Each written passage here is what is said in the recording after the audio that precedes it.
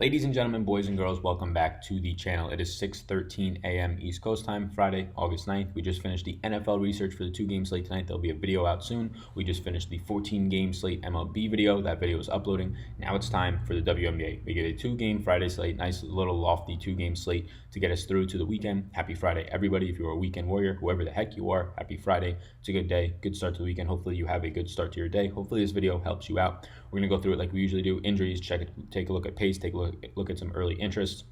Before we do a couple of housekeeping things, hi if you're new here. Weekends we usually get some new people. My name is Sal Vetri. I do cover daily fantasy sports in the NFL. Video is going to be up today.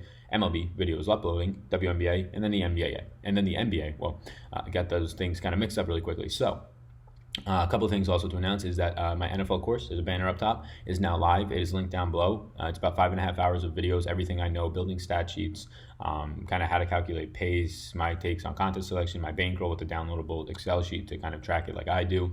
Everything I know, 5.5 hours, about 20 pages of strategy guides and articles that I talk about, just pretty much like a mini book in there. And then outside of that, just Excel downloadable files, lots of stuff. I've been working on it since May. It's officially live, so you can check that out. My WNBA projections are also linked down below. You can check it out. It's the link for Patreon. You can just click that link. It takes you to Patreon. You can see what's all over there. Lots of free strategy guides as well down below. So check all those things out. That is it. Let's get into the video. If you like the video, if you hit the subscribe button, that helps me out a ton. We're only like, I don't know, we're like less than 100 subscribers away from 6,000. Every single time you get to a new 1,000 checkpoint, it just feels great. So thank you all for kind of building this community. Thank you all for the support. You all rock. So getting into the slate, 4 teams on in 2 games.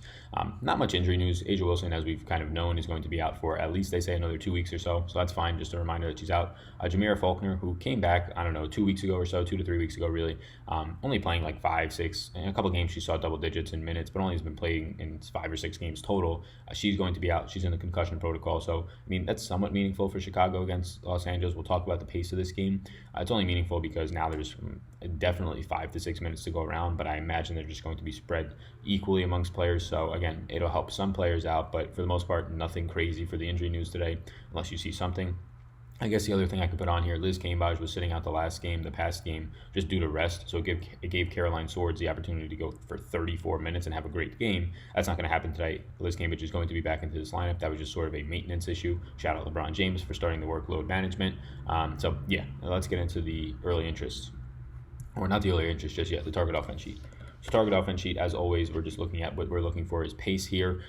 Totals, again, I just kind of project them quickly. If you're new, that is probably not, these are not going to be the right totals, but it's just a number to get my projections to pop up. Again, projections are on Patreon. They're linked down below. I project everything for the game.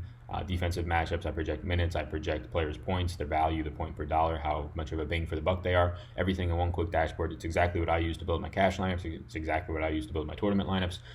It is a dashboard that tells you this player is much more valuable than their price point today. This player is going to score this many points today. Yes, this player is good, blah, blah, blah. It's so much easier to pick players apart. So you can check that out down below.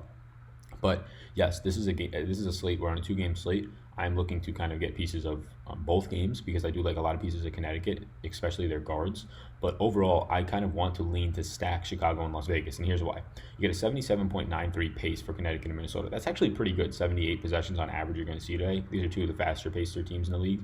But on the opposite side, you get 2 of the 3 fastest paced teams in the league. Chicago, Las Vegas, and then New York are the 3 fastest paced teams in the league. So Chicago and Las Vegas are playing today. They each average over 80 possessions, right around 81 possessions each per game. When 2 fast-paced teams play each other above the league average, it's going to increase the pace overall. They're going to push the tempo against each other. So 84.5 possessions is what my algorithm is projecting today for this game. That's per team. So you're going to see about 169 possessions in this game overall is what I'm projecting, compared to, if you look at it from the opposite side, you're going to see about 156. You're going to see about, I don't know, 20 or so more possessions in the Chicago-Las Vegas game. I'm projecting around the 10 higher team total or overall game total for the game. So yes, Chicago and Las Vegas is at the point we're on a 2-game slate. One game is clearly in a better situation. There's going to be so many more possessions, which means so many more opportunities. It's going to be reflected in the team total or the overall team total and the game total once they come out.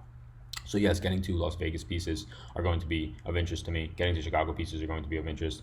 Connecticut and Minnesota, it's still a fast-paced team, but just relative to the other game on the slate, it's not going to provide as much opportunity. That's not saying don't play anybody from that game. I'm going to tell you the players I like from that game, but just in general, I'm going to be sticking and trying to get to probably more so 4 players from Chicago and Las Vegas and only 2 from Connecticut and Minnesota. But again, don't use that as a hard structure. Sal said that he wants to do that, so that's what I have to do. No, if you think that you have a nicer lineup playing it balanced 3 and 3 or only 2 players from Chicago and Las Vegas, I think you might be playing a little a little unoptimal if you're only playing 2. But again, if you feel comfortable about the lineup, it's fine to roll it out there. So early interests today. Again, these are not my projections, as I always say, but there's always new people here, especially on the weekends. My projections are linked down below on Patreon. That is the next tab over here. These are just the early interest dashboard. Projections are a little bit more advanced. The spreadsheet. The points in right here are all the projections, but it's blocked out for the YouTube crowd. You can check down below if you want that. So early interest today in no ranking order, and again, we can kind of rank it by salary if you'd like to. So Jonquel Jones is on the slate, I'll quickly say, and she's fantastic, right? She's one of the better forwards in the league. She was probably the best for the first 6 weeks of the year, but I'm not getting to her today because she has the toughest matchup against Minnesota and Sylvia Fowles. It's just a disgusting matchup that I actually have to go up against in a slower paced game. I like Liz Cambage. I like Derek Hamby. If you ask me which one I like more, I like Hamby more. Hamby's going to play probably 35 minutes in this game, where Cambage is going to have to be hard-pressed to play 28 to 29. She just doesn't play big minutes because one of the biggest reasons is she just gets into foul trouble all the time. So I like both of them. I have no problem playing both of them in a game that is going to be half-paced, fast-paced, and a high total. So I prefer Hamby for $900 cheaper, who I also just think is a better overall value for her price point. But I also like Liz Cambage, and I think getting to both of them is completely fine. Diamonds to Shields, this is the one player, honestly, maybe 2, but really the main player that I'm going to be getting to from the Chicago side of the ball in this game. 9,500 for a point guard in a high-paced spot. It's between her and Courtney Vandersloot, but I just think the Shields' minutes overall are more stable. Vandersloot can play the 33 minutes or so like we've seen of late, but she could also duck down to the 27, 26-minute range, whereas the Shield is going to give you those solid 30 to 32-minute performances, and that's just opportunity, and the more opportunity, the more minutes, the more money you're going to be making. So Diamond the Shields at 9,500 is a player that I like to get to today. The matchup is not as ideal. Las Vegas is top 5 in the league. Again, there's only 12 teams in the league, but top 5, they're ranked 5th in terms of limiting points to the opponent. But again, that's not kind of taking into account the pace situation that you're going to get today of around 170 possessions total or whatever it's going to come out to. Kayla McBride on the opposite side at the point guard position. Again, want to target point guards in the spot, point guards that have the staple minutes. I have her for, I believe, 31 minutes today, and that's pretty much all there is. $8,800 is a price point where I think that she's a little bit underpriced for this matchup, for this pace, probably about by $300 to $400. I'm not sure if I get there, because if I do stack a Liz Cambage and a Derek Hamby, now kind of paying that much money for Kayla McBride limits what else I can do. And the upside there of putting 3 players on the same team into this spot, and I think getting 2 and 2 or 3 and 1 is fine, but 3 of the higher priced players, it just kind of gives you a lot more chance of one of them not getting you there and then it kind of ruining your whole lineup. They're going to cut into each other to some extent, whereas if you play Liz Cambage and Derek Hamby and a little bit of a cheaper player from the Las Vegas side, it just makes it a lot easier for them to kind of get you there in terms of 1, salary relief, but 2, also point per dollar and overall efficiency, and they're not cutting into the other players. So if Kayla McBride pretty much goes off for 35 points today, it's great for Kayla McBride, but it's definitely hurting either Liz Cambage or Derek Hamby because they're already going to cut into each other to an extent, but they still have so many minutes and there's not enough forwards that I think playing both Liz Cambage and Hamby together is fine. Playing another top-end player in that starting lineup in the pace probably makes it fine, but it's something that I kind of want to shy away from as much as I can, just because of salary relief, really, and them all kind of tying together. Jasmine Thomas, so I love the Connecticut guards today. They have the second best matchup in the league against Minnesota. Minnesota, the best in the league defending the forward, the second worst in the league, terrible defending the guards. So Jasmine Thomas and Courtney Williams, I like both of these plays. Courtney Williams and Thomas, they're like the exact same price point. So if Courtney Williams was still underpriced, like 7,600, 7,700, I would much prefer her. But you're getting them at the same price point. They're going to play, I think I have them both for 30 minutes today. I think Thomas has the easier route to sort of a 32, 33-minute game. So when they're priced this closely, I do want Jasmine Thomas. But you can see, if you just look at a very high-level 30,000-foot view, 26.42 fantasy points per game for Jasmine Thomas compared to 26.36 fantasy points per game for Courtney Williams. Those are very similar. Now, Jasmine Thomas has been slowly trending upward. Courtney Williams has been pretty stable all year. The matchup is too good. I think both of them are clearly in play. It's sort of a coin flip at this point. I think I do prefer Jasmine Thomas as more of the ball dominant guard in this offense, but both of them are completely fine. I clearly have interest in both. Augustus, she started the last game. She played about 21, 22 minutes. She's only 6,500 still. She grades out as one of the better values on the slate. If she continues to get, I have her for only 20 minutes today. just keep an eye on this. She'd be the only player, well, not the only player, but one of the 2 players from Minnesota that I would have interest in today. A decent matchup. Bottom 3 in the league is Minnesota defending the guard position. So keep an eye on that. Same thing for Stephanie Talbot. It depends who's starting. If Augustus is still starting, well, then, yeah, give me Augustus. She's going to be slated in for at least 20 minutes. She becomes a very good value at her price point. Keep an eye on what the news is for Stephanie Talbot as well. She's probably going to just go out there and play around 25 minutes, not going to start, come off the bench, have some upside there. I do prefer, though, just in terms of how efficient the players can be on their point per minute basis, I do prefer Augustus coming back from injury. She looked fine. And then Shanae Parker is what I call a sleeper on this slate. This is a player who averages really good fantasy point per minute production, over a fantasy point per minute by a decent margin, but she just doesn't get on the court. She's pretty slow. She's not the greatest defender, 16 minutes per game. She's playing right now this season 18.6 minutes per game, but over the last month it's been closer to 16 to 15 minutes per game. But she's facing Las Vegas, which I get it. There's no sort of A'ja Wilson out there, but Wnba Dfs might be an upgrade in terms of overall defense and just kind of being a dominant force out there.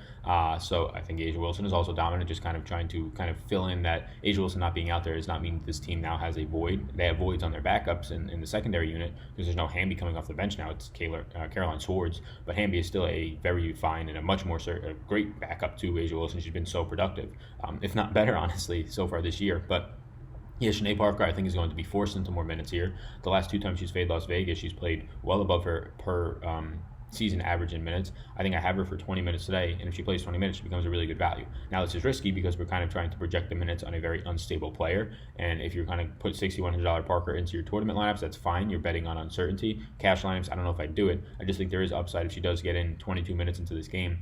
She's going to be very productive with those minutes. But if she continues to play her normal minutes, which is 15 to 16 as of late, she's not going to be a good play at 6,100. So you're betting on the minutes. You're betting on my opinion on the minutes. I think they're going to come up for this game. I think they're going to have to come up for this game because I don't know how else Chicago plans on stopping both Hamby and Cambridge at the same time. They really can't otherwise. So, yeah, that's where I'm at. Those are the value type plays below 7,000. It's Parker. It's Augustus, and it's Talbot. None of them really are that certain. If Augustus is in, I do prefer her. But honestly, I prefer Shanae Parker to all of them just because of the point per minute production. But again, the minutes are not stable. Then I prefer Augustus as long as she's starting, then Talbot. And then you can kind of dig for what you want in the projections. They're already up on Patreon. You can dig for what you want in terms of more value. I think that those are the 3 pieces I'm going to try and focus on, though. So that's it. Hopefully this helps. You can check out my NFL course. Like it says up above, it's linked down below. But the banner says that. It's linked down below. You can check it out. There's just a page that describes everything about it. You can go down below and see my Patreon projections as well if you want that. There's also an all sports package. NFL content's going to be coming out, exclusive content. There's already MLB. So you can check that out. The video down there and packages tell you everything that you need to know. Yeah, that's it, guys. Follow me on Twitter at @SouthbyGDFS for updates. Lots of NFL content is being retweeted, WNBA as well. So appreciate you all. Thank you so much. Best of luck tonight, everybody. Peace out, gang.